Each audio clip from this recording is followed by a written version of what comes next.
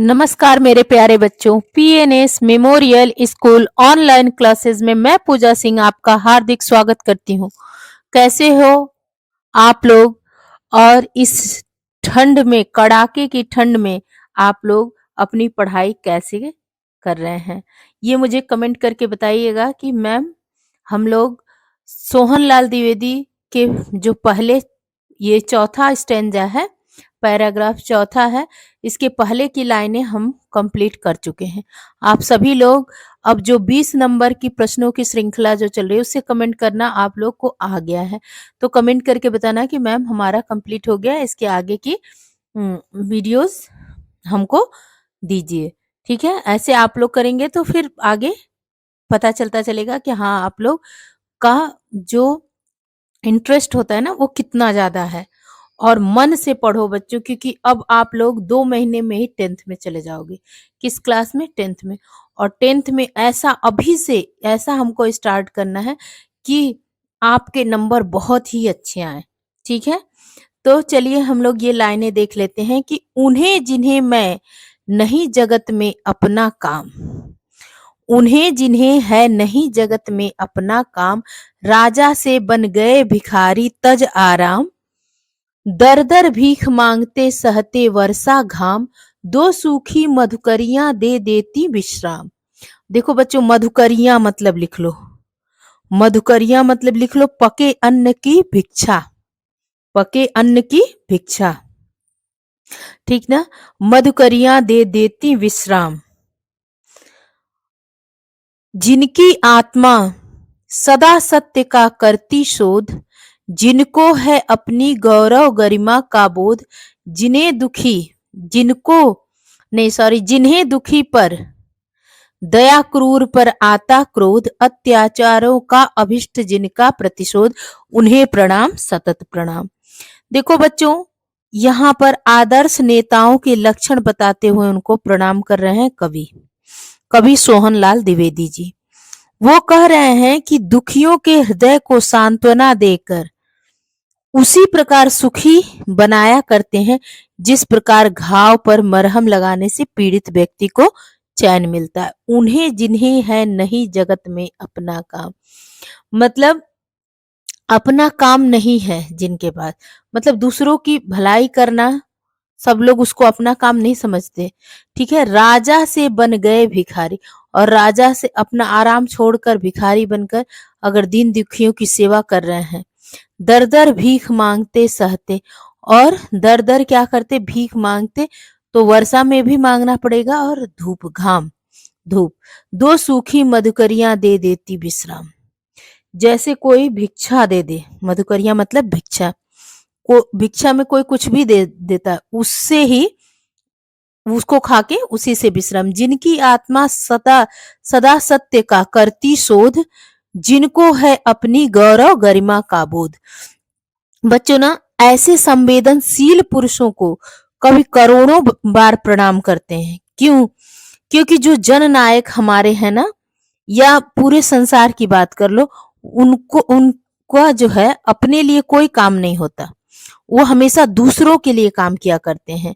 जन सेवा, जो लोग वास्तव में सारे नेता को नहीं कह सकते, लेकिन जो जन नेता, राजनेता कुछ ऐसे हैं जो केवल और केवल दूसरों के लिए काम करते हैं, उन जननायकों के लिए कहा जा रहा है कि उनका अपना कोई काम नहीं, जो सदा दूसरों के लिए काम करते हैं। जन सेवा के लिए अपना आराम त्याग, मतलब अच्छे बिस्तर पे आराम से सो सकते हैं, लेकिन वो छोड़कर वो जगह जगह घूमकर वर्षा और धूप में की चिंता नहीं करते हैं, और जा जाके भिखारियों जैसा अपना जीवन द्वार द्वार पर जाकर भिक्षा मांगते हैं, मधुकरिया, और उससे जो केवल कुछ रोटी मिल जाए उससे ही संतोष कर लेते हैं। ठीक है, तो क्या कह रहे हैं कि जिनकी आत्मा सदा सत्य का करती शोध, और ऐसे लोग निरंतर खोज में, सत्य की खोज में लगे रहते हैं, और अपने देश और अपनी महान संस्कृति, यानी जिनको है अपनी गौरव गरिमा का बोध, उनको अपने देश की और अपनी महान संस्कृति के गौरव को सदा ध्यान में रखते हैं, जो दुखियों पर दया करते हैं, जिन्हें दुखी पर दया, क्रूर पर आता क्रोध, मतलब निर्दयी पर कठोर हृदय वालों पर क्रोध दिखाते हैं और अत्याचारों का अभिष्ट जिनका प्रतिशोध।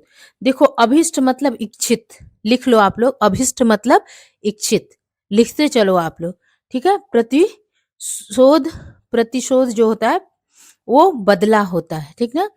उन्हें प्रणाम, सतत प्रणाम। तो जो निर्दयी तथा कठोर हृदय के लिए क्रोध प्रदर्शित करता है और दुखियों पर दया करता है और अत्याचारों का बदला लेना उचित समझते, ऐसे महापुरुषों को कवि सोहनलाल द्विवेदी जी सतत प्रणाम, निरंतर प्रणाम करते हैं। जो निर्धनों के लिए धन और निर्बलों के लिए बल बनकर निरंतर सेवारत रहते हैं, ऐसे सच्चे नेताओं को मैं सैकड़ों बार प्रणाम करता हूँ। अत्याचारों का अभिष्ट जिनको प्रतिशोध, उन्हें प्रणाम, उन्हें प्रणाम। चलिए अब प्रसंग और व्याख्या लिख लेते हैं। संदर्भ तो आप लोग को पता ही है। प्रसंग लिखिए, कवि आदर्श नेताओं के लक्षण बताते हुए उनको सादर प्रणाम कर रहा है। कवि के व्याख्या लिख लो आप लोग कि कवि कहता है कि जो दुखियों के हृदय को सांत्वना देकर उसी प्रकार सुखी बनाया करते हैं जिस प्रकार घाव पर मरहम लगाने से पीड़ित व्यक्ति को चैन मिलता है। ऐसे संवेदनशील पुरुषों को कवि करोड़ों बार प्रणाम करते हैं।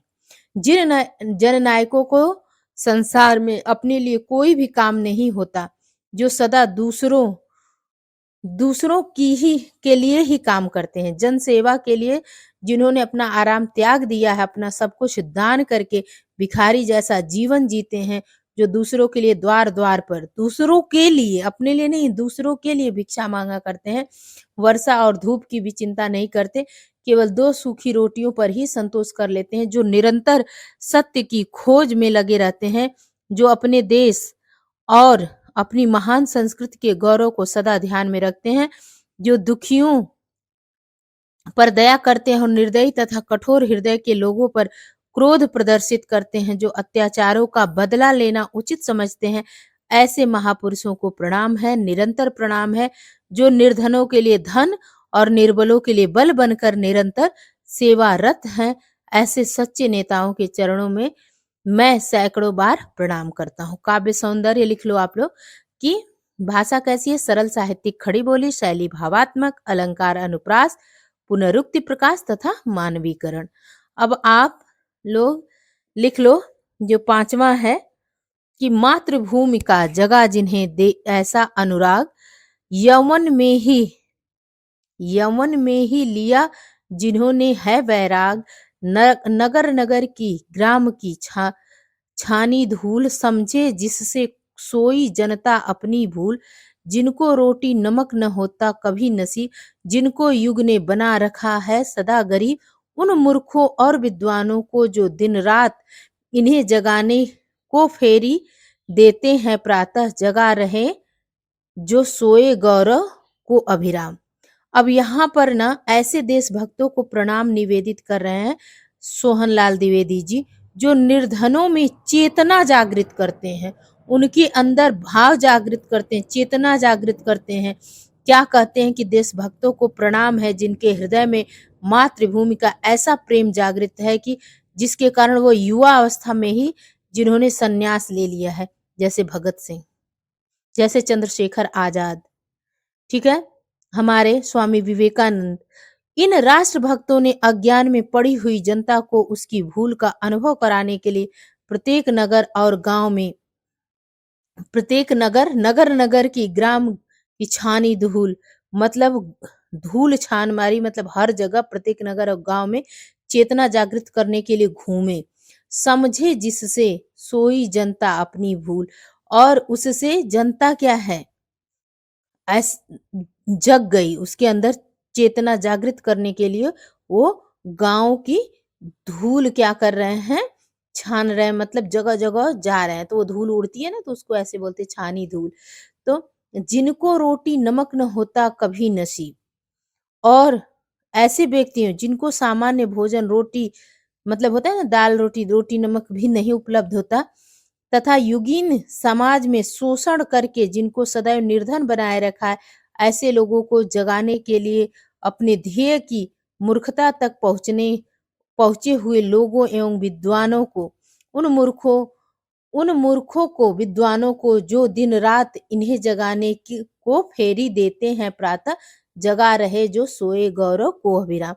मतलब ऐसे व्यक्तियों को जिनका सामान्य भोजन जो है वो भी उनको उपलब्ध नहीं होता, और ये जो उस युग के समाज के लोग शोषण करके, ठीक है, उनको हमेशा गरीब बनाए, निर्धन बनाए रख रहे हैं, ऐसे लोगों को जगाने के लिए जो ध्येय की मूर्खता तथा अपने पहुंचे हुए लोगों एवं विद्वानों को जो इन्हें जगाने के लिए दिन रात फेरी लगाते रहते हैं, रात दिन प्रातः हर समय, जो देश के सोए हुए गौरव को निरंतर जगा रहे हैं, ऐसे स्वदेश के स्वाभिमानी पुरुषों, महापुरुषों को मेरा करोड़ों कोटि प्रणाम है।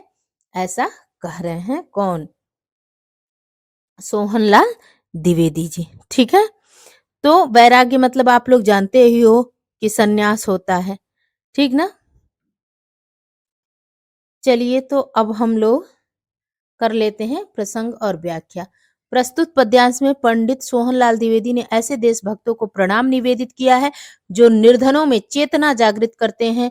व्याख्या हेडिंग के अंतर्गत आप लोग लिख लीजिए कि पंडित सोहनलाल द्विवेदी जी कहते हैं कि ऐसे देशभक्तों को मेरा प्रणाम है जिनके हृदय में मातृभूमि का ऐसा प्रेम जागृत हुआ कि जिसके कारण युवावस्था में ही जिन्होंने संन्यास ले लिया। इन राष्ट्रभक्तों ने अज्ञान में पड़ी हुई जनता को उसकी भूल का अनुभव कराने के लिए प्रत्येक नगर और गांव की धूल छान मारी, अर्थात अनेक बार प्रत्येक नगर और गांव में चेतना जागृत करने के लिए घूमे। ऐसे व्यक्तियों जिनको मतलब सामान्य भोजन रोटी नमक तक उपलब्ध नहीं होता तथा युगीन यानी उस समय के समाज में ऐसा था कि शोषण करके उनको निर्धन बनाए रखना, ऐसे लोगों को जगाने के लिए जो निर्धन बने हुए हैं, जो मेहनत करके कमा के अमीर बन सकते हैं, उन लोगों को के अंदर की चेतना को जागृत करने के लिए उनकी और ध्येय की मूर्खता तक पहुंचे हुए लोगों एवं विद्वानों को जिन्हें जगाने के लिए दिन रात एवं प्रातः ही फेरी लगाते हैं, उन्हें प्रणाम है। जो देश के सोए हुए गौरव को निरंतर जगा रहे हैं, ऐसे स्वदेश के स्वाभिमानी महापुरुषों को मेरा करोड़ों प्रणाम है। भाषा लिख लो, काव्य सौंदर्य डाल लो हेडिंग, भाषा लिख लो, साहित्यिक खड़ी बोली है, रस अंतिम पंक्तियों में वीर तथा शेष में शांत रस है। जो अंतिम पंक्तियां हैं हमारी, अंतिम लाइनें क्या है, और इसका जो गुण है प्रसाद है, अलंकार नगर नगर ग्राम ग्राम में पुनरुक्ति प्रकाश है, और शेष में अनुप्रास दर्शनीय शब्द शक्ति लक्षणा एवं व्यंजना। चलिए हम लोग अगला देख लेते हैं। जंजीरों में कसे हुए सिकचों के पार जन्मभूमि जननी की करते जय जयकार, सही कठिन हथकड़ियों की बेतों की मार, आजादी की कभी न छोड़ी टेक पुकार, स्वार्थ लोभ यश कभी सका है जिन्हें न जीत। यहाँ जंजीरों में कसे हुए सिकचों के पार जन्मभूमि, यहाँ आजादी के जो दीवाने थे, जो हमारे क्रांतिकारी वीर थे, उनकी बात की गई है। जब देश क्या था, अंग्रेजों का गुलाम था, तो उस समय वो जितने देश के लिए कुछ भी करते थे उनको जेल में डाल देते थे। तो वहां जंजीरों में कसे हुए सिकचों के पार मतलब वो जेल में जो हैं, ठीक, जन्मभूमि जननी की, वहां अंदर ही वो जन्मभूमि जननी यानी भारत माता की जय जय जयकार। जैसे आप देखो चंद्रशेखर आजाद को कोड़े बरसाए जा रहे हैं, लेकिन वो बोल रहे हैं भारत माता की जय, भारत माता की जय। तो वही बात है उन लोगों के लिए यहाँ पर सोहनलाल द्विवेदी जी कहे हैं कि सही कठिन हथकड़ियों की बेतों की बहुत मार सहे, बहुत असह्य यातना प्रताड़ना देते थे सब। आजादी की कभी न छोड़ी टेक पुकार, आजादी की ना, उनका जो आजादी के लिए उनकी जो बातें थी, टेक मतलब संकल्प होता है, टेक मतलब क्या होता है, तो आजादी की जो संकल्प किया था उन्होंने, जो आजादी के लिए जिस आश्रय को लिया था उसको उन्होंने छोड़ी नहीं, स्वार्थ के वश भी नहीं, लोभ के वश भी नहीं, यश के मतलब अंग्रेज हर तरह से किसी को यातना देकर, किसी को मार कर पीट कर, स्वार्थ देकर, लोभ देकर, या तुमको ये बना दूंगा यश करने के लिए, लेकिन फिर भी वो जीत न सके अंग्रेज, ठीक है, या वो क्रांतिकारी इस सब के वो में अपनी टेक जो अपना संकल्प था उसको नहीं छोड़े, जो अपनी धुन के मत वाले मन के मीत ढाने को साम्राज्यवाद की दृढ़ दीवार। और वो अपने धुन के मतवाले थे, आजादी के दीवाने थे ना, और वो ढाने को साम्राज्यवाद किसका, अंग्रेजों का, अंग्रेजों की जो दृढ़ दीवार यहाँ 1600 से आके बैठे हुए थे ना बच्चों, तो इतने 100 सालों की दीवार को तोड़ना था, तो बार बार बलिदान चढ़े, लाखों लाखों लोग बलिदान अपने प्राणों को न्यौछावर किए। बंद सीकचों में जो हैं अपने सरनाम, और जो जेल में है वो सरनाम ही है, मतलब सरनाम मतलब जानते हैं, प्रसिद्ध। धीर वीर उन सत्पुरुषों को कोटि प्रणाम, उन्हीं कर्मठ ध्रुव धीरों को है प्रतियाम। प्रतियाम मतलब पहर पहर पर, ठीक है। तो कोटि प्रणाम, यहाँ पर ना बच्चों, जो जेल की यातनाएं सहकर भी अपने लक्ष्य से न भटकने वाले धीर वीरों को श्रद्धा अर्पित किए हैं सोहनलाल द्विवेदी जी। और वो इसमें स्वतंत्रता सेनानियों को प्रणाम निवेदित किए हैं, जो अनेक कष्ट आने पर भी अपनी जो संकल्प है उसको नहीं छोड़ते हैं। वे अपने विचार के क्या थे, पक्के थे। तो चलिए हम लोग प्रसंग और व्याख्या देख लेते हैं। प्रसंग क्या है, प्रस्तुत पद्यांश में पंडित सोहनलाल द्विवेदी ने जेल की यातनाएं सहकर भी अपने लक्ष्य से न भटकने वाले धीर वीरों को श्रद्धा अर्पित की है। और व्याख्या लिख लो, प्रस्तुत पद्यांश में सोहनलाल द्विवेदी ने उन स्वतंत्रता सेनानियों को प्रणाम निवेदित किया है जो अनेक कष्ट आने पर भी अपनी टेक मतलब संकल्प होता है, अपना संकल्प नहीं छोड़ते थे, जो अपने विचारों के पक्के थे। कवि कहते हैं कि स्वतंत्रता के दीवाने जंजीरों में कसे हुए और जेल के सीखचों के भीतर अर्थात जेल में पड़े हुए भी भारत माता अपनी जन्मभूमि की जय जयकार करते रहते हैं। उनके हाथ पैरों में कठोर हथकड़ियां पहनाई जाती थी, उन्हें बेतों से मारा जाता था। इन सब को सहते हुए उन्होंने कभी भी आजादी के संकल्प और नारे को नहीं त्यागा। ऐसे उन वीर को मेरा कोटि कोटि प्रणाम है। इन लोगों को स्वार्थ, लोभ एवं यश की चाह कभी भी जीत न सकी। वे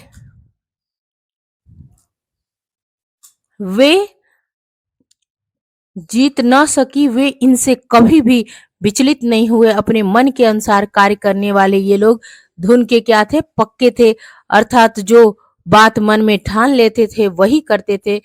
उनकी अपनी एक ही धुन थी कि हमारा देश स्वतंत्र हो, और ये जो अंग्रेजी साम्राज्यवाद की दीवार है इसको गिराने के लिए अर्थात अंग्रेजी साम्राज्य को उखाड़ फेंकने के लिए लोग प्राणों को न्यौछावर करके बलिदानी बने। इनका एक ही संकल्प था कि इन दीवारों को तोड़कर फेंक दिया जाए।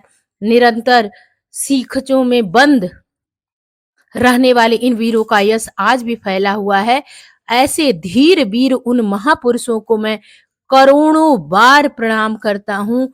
ऐसे ही कर्मशील, दृढ़ निश्चयी एवं धैर्यशाली वीरों को हर समय मेरा करोड़ों प्रणाम है। अब काव्य सौंदर्य लिख लीजिए कि भाषा कैसी है, मुहावरेदार एवं प्रवाहपूर्ण, साहित्यिक खड़ी बोली, शैली ओजपूर्ण, संस्मरण परक और रसवीर है, गुण ओज है, अलंकार अनुप्रास और रूपक है, शब्द शक्ति क्या है, लक्षणा है। चलिए अब सातवां देख लेते हैं हम लोग। सातवां क्या है कि जो फांसी के तख्तों पर जाते हैं झूम, जो हंसते हंसते सूली को लेते चूम, दीवारों में चुन जाते हैं जो मासूम, टेक न तजते पी जाते हैं विष का धूम।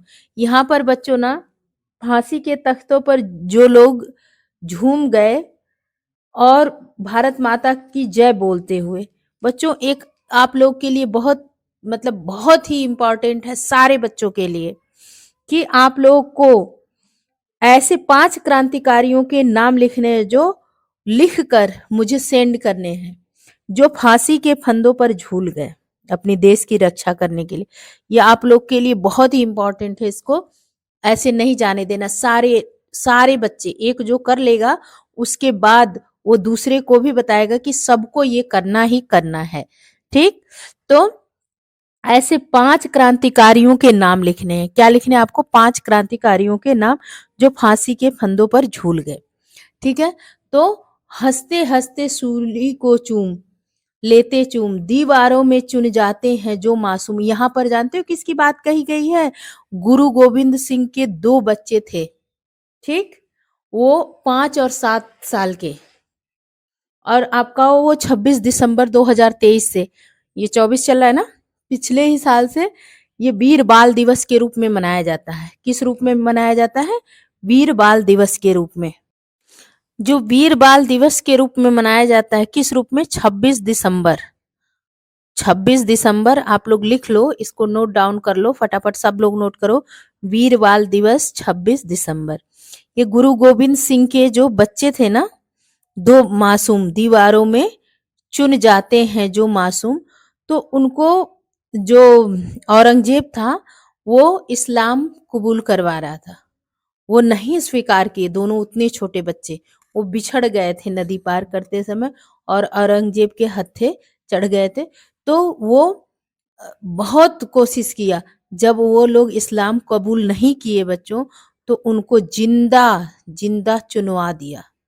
दीवार जैसे बीच में खड़ा कर देते हैं और चारों तरफ से दीवार से ऐसे ढकते जा बंद कर देते हैं, दीवार से पूरा। अब सोच लो कि वो कितने अब 5 और 7 साल के थे, लेकिन उन्होंने इस्लाम स्वीकार नहीं किया। तो दीवारों में चुन जाते हैं जो मासूम, टेक न तजते।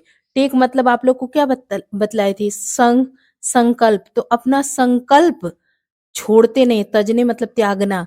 तो अपना संकल्प छोड़ते नहीं, पी जाते हैं विष का धूम, पी जाएंगे विष का प्याला, लेकिन वो अपना संकल्प नहीं। उस आगत को, आगत मतलब क्या होता है? आने वाला। उस आगत को जो कि अनागत, आगत मतलब लिखो आने वाला, अनागत वाला, अनागत मतलब न आने वाला। ठीक है। दिव्य भविष्य, जिनकी पावन ज्वाला में सब पाप हविष्य। हविष्य मतलब क्या होता है? हवन सामग्री। पावन ज्वाला में जो पाप हवन सामग्री वो सब जल गई। सब स्वतंत्र सब सुखी, जहां पर सुख विश्राम, नव युग के उस नव प्रभात की किरण ललाम, उस मंगलमय दिन को मेरे कोटि प्रणाम, कोटि प्रणाम। सर्वोदय हंस रहा जहां सुख शांति प्रकाम। तो बच्चों यहाँ पर ना, जो गुरु गोविंद सिंह के बच्चे थे, जब औरंगजेब ने दीवार में चुनवा दिया, फिर भी वो अपनी प्रतिज्ञा पर दृढ़ प्रतिज्ञ रहे और विष का धुआं भी चुपचाप अर्थात मृत्यु को गले लगा लिया। उन दोनों वीर बालकों को क्या कह रहे हैं सोहनलाल द्विवेदी जी? प्रणाम। उन स्वतंत्रता सेनानियों के कारण ही यह सुखद वर्तमान और अलौकिक एवं सुखद भविष्य भी आया हम लोग के सामने। ये उस समय कह रहे हैं आएगा, लेकिन अभी हमारे सामने तो है ना। इन वीरों के बलिदान की पवित्र ज्वाला में सारे पाप जल जाएंगे, सभी लोग स्वतंत्र होंगे, सभी सुखी होंगे और इस पृथ्वी पर क्या होगा? सुख और चैन होगा। नए युग के प्रातः काल का सुंदर किरण भी इन्हीं के कारण होगी और चारों ओर क्या होगा? प्रगति और सुख होगा। वह इन्हीं वीर सेनानियों के बलिदान के कारण होगा। सभी मंगल और सुख को लाने वाले उस दिन को मेरा कोटि कोटि। अब ये उस दिन की बात कह रहे हैं, लेकिन अब हमारे सामने तो है ना ये दिन। तो उन वीरों को हम भी प्रणाम करते हैं, आप भी प्रणाम करेंगे, क्योंकि उतने छोटे बच्चे जो आपकी उम्र से बहुत छोटे, 5 और 7 साल के, तो उनको क्या कर रहे हैं? सोहनलाल द्विवेदी जी प्रणाम कर रहे हैं। तो चलिए प्रसंग और व्याख्या लिख लेते हैं कि पंडित सोहनलाल द्विवेदी जी ने उन वीरों को प्रणाम निवेदित किया जिनके कारण मंगलमय दिन आते हैं और पीड़ित मानवता की उन्नति होती है। तो यहाँ पर व्याख्या आप लोग डाल लीजिए कि व्याख्या हेडिंग के अंतर्गत लिख लीजिए कि सोहनलाल द्विवेदी जी कहते हैं कि वे स्वतंत्रता सेनानी जो देश की आजादी के लिए फांसी के फंदे पर झूल गए, जिन्होंने हंसते हंसते इस सूली को चूमा, ऐसे उन वीरों को मेरा प्रणाम है। आप लोग को होमवर्क याद है ना? 5 क्रांतिकारियों के नाम जो फांसी के फंदे पर झूल गए।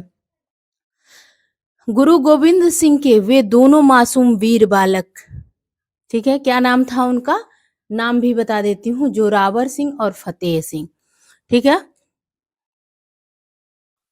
चुनवा दिया, फिर भी अपनी प्रतिज्ञा पर दृढ़ रहे और विष का धुआं चुपचाप पी गए। अर्थात मृत्यु मृत्यु को, विष मतलब मृत्यु की बात की जा रही है, गले लगा लिया। उन वीरों, इन दोनों वीर बालकों को भी मेरा प्रणाम। उन स्वतंत्रता सेनानियों के कारण ही सुखद वर्तमान है और अलौकिक एवं सुखद भविष्य भी आएगा। ये क्यों कर रहे हैं? क्योंकि ये आजादी के समय का लिखे हैं और हम आप देख रहे हैं कि आजादी के बाद देश का क्या भविष्य है इस समय वर्तमान में। उस समय की बात भविष्य में, लेकिन आज हमारे लिए वर्तमान में। इन वीरों के बलिदान की पवित्र ज्वाला में सारे पाप जल जाएंगे, सभी लोग स्वतंत्र होंगे, सभी सुखी होंगे और इस पृथ्वी पर सुख और चैन होगा। नए युग के प्रातः काल की सुंदर किरण भी इन्हीं के कारण होगी। चारों ओर जो प्रगति और सुख का प्रकाश होगा वह इन्हीं वीर सेनानियों के बलिदानों के कारण ही होगा। सभी मंगल और सुख को लाने वाले उस दिन को मेरा कोटि कोटि प्रणाम है, जो इन वीरों के बलिदान का परिणाम होगा। सभी की उन्नति, सुख और अत्यधिक शांति भारत में बिहस रही होगी, यथासंभव इन वीरों के कारण ही होगी। अतः इस मंगलमय दिन और इन वीरों को मेरा कोटि कोटि प्रणाम स्वीकार हो। भाषा लिख लीजिए। सरल साहित्यिक खड़ी बोलिए, शैली ओजपूर्ण, रस वीर एवं शांत, गुण ओज एवं प्रसाद, अलंकार यमक भी है, रूपक भी है, पुनरुक्ति प्रकाश भी है, अनुप्रास है, मानवीकरण, शब्द शक्ति, लक्षणा एवं व्यंजना। चलिए अब प्रश्न लिख लेते हैं कि इस कविता का सारांश लिखना है आप लोग को। उन्हें प्रणाम कविता का सोहनलाल द्विवेदी जी ने इस कविता में संयमी वीर, प्रणवीर जो प्रण लेते हैं ना, दृढ़ प्रतिज्ञ, बलिदान करने वाले, दृढ़ निश्चयी, दीन रक्षक, स्वतंत्रता की पुकार लगाने वाले, निर्भय राष्ट्र निर्माता गांधी जी का जयगान किया है। इन जैसे वीर दीन और दुखियों की सहायता करने में लज्जित नहीं होते। वे किसी वेश तथा देश में रहे हमेशा अपने कर्तव्य का पालन, गांधी जी की बात हो रही है, वो साउथ अफ्रीका भी गए थे ना, वहां पे भी उन्होंने दीनों की सेवा ही की। उनका उद्देश्य मानवता की स्थापना। वे शोषण और साम्राज्यवाद में लोहा लेते रहे। वे जनता की सेवा करने और उनमें चेतना जगाने के लिए घूमते रहे। कवि बार बार ऐसे ही वीरों को प्रणाम करता है। लघु उत्तरीय प्रश्न लिख लीजिए कि उन्हें प्रणाम कविता के आधार पर बताइए कि कवि ने किन किन को प्रणाम करने की बात कही है। द्विवेदी जी कि उन्हें प्रणाम कविता कर्मनिष्ठ, पीड़ितों, धारकों, बलिदानी देशभक्तों और स्वतंत्रता के दीवानों के लिए एक शब्द श्रद्धांजलि है। कवि ने आशा व्यक्त की है कि देशवासियों के बलिदान व्यर्थ नहीं जाएंगे और देश में स्वतंत्रता की ज्वाला जगेगी। आजादी के पहले की बात है, जिसमें सारे पाप ताप भस्म हो जाएंगे। एक स्वतंत्र, सुखी और सर्वोदय मतलब सबका उदय से सुशोभित भारत का उदय होगा। उस मंगलमय दिन को भी कवि अपना नमन अर्पित कर रहा है। क्रांति के आश्रयदाताओं के लिए कौन कौन से लक्षण बताए गए हैं? क्रांति के आश्रयदाताओं के लिए निम्न लक्षण बताए गए हैं। उनकी आत्मा सदा सत्य का शोध करती है, उन्हें अपनी गौरव गरिमा का बोध रहता है, उन्हें दुखियों पर दया आती है, उन्हें क्रूर पर क्रोध आता है, वे अत्याचारों का प्रतिशोध करना चाहते हैं। उन्हें प्रणाम कविता का मूल भाव स्पष्ट करना है, तो आप लोग जान ही गए कि उन्हें प्रणाम कविता के माध्यम से कवि उन महापुरुषों को नमन कर रहा है जो शोषितों और दलितों के बीच रहकर उनके उत्थान के लिए कार्य करते हैं, जिनकी जीवन शैली और बलिदानों का स्मरण करके मृत्यु का भय समाप्त हो जाता है, जो पीड़ित मानवता को सुखी बनाने हेतु तत्पर रहते हैं, जिन्होंने राजा से भिखारी बनकर देश और जाति की सेवा स्वीकार की, जो सभी को गौरवमय, स्वाभिमानी और अन्याय विरोधी जीवन अपनाने की प्रेरणा देते हैं, जिन्होंने देश हित में अपनी जवानी समर्पित कर दी, जो देश के लिए जेल के सीखचों में बंदी बने रहे, जिनका जीवन लोभ लाभ स्वार्थ से दूर रहा और जो देश के लिए हंसते हंसते फांसी पर चढ़ गए। कवि ने स्वदेश का स्वाभिमान किसे कहा है? राष्ट्र के प्रति समर्पित लोगों को कवि ने स्वदेश का स्वाभिमान कहा। कवि किस मंगलमय दिन को अपनी प्रणाम अर्पित कर रहा है? तो कवि उस मंगलमय दिन को अपना प्रणाम अर्पित कर रहा है जिस दिन सब स्वतंत्र हो, सब सुखी हो और सबको समृद्धि प्राप्त हो। देशभक्तों द्वारा नगर नगर और ग्राम ग्राम की धूल छानने के पीछे उनका क्या उद्देश्य है?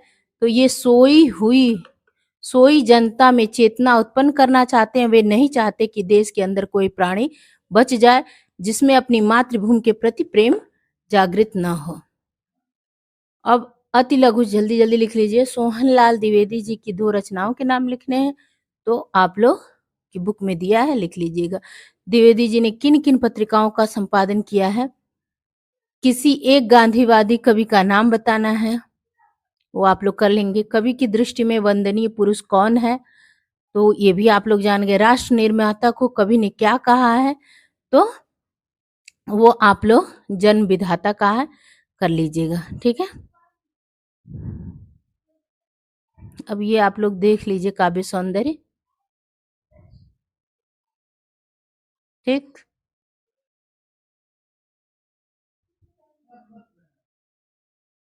विशेषण विशेष पे अगर आप लोग कमेंट करेंगे तो आप लोग को मैं वीडियो बना के दूंगी।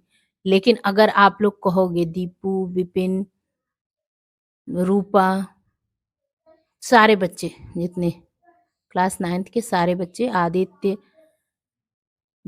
दिव्यांशु, हिमांशु, सारे बच्चे, पल्लवी, सब बच्चे कमेंट करोगे तो विशेषण विशेष पे आप लोग को एक अच्छा सा वीडियो प्रोवाइड करूंगी। ठीक, चलिए मिलती हूँ नेक्स्ट वीडियो में। धन्यवाद। और सबसे जरूरी चीज बच्चों, शेयर जरूर किया करो ताकि आपके साथ और लोग के का भी फायदा हो। ठीक है, धन्यवाद।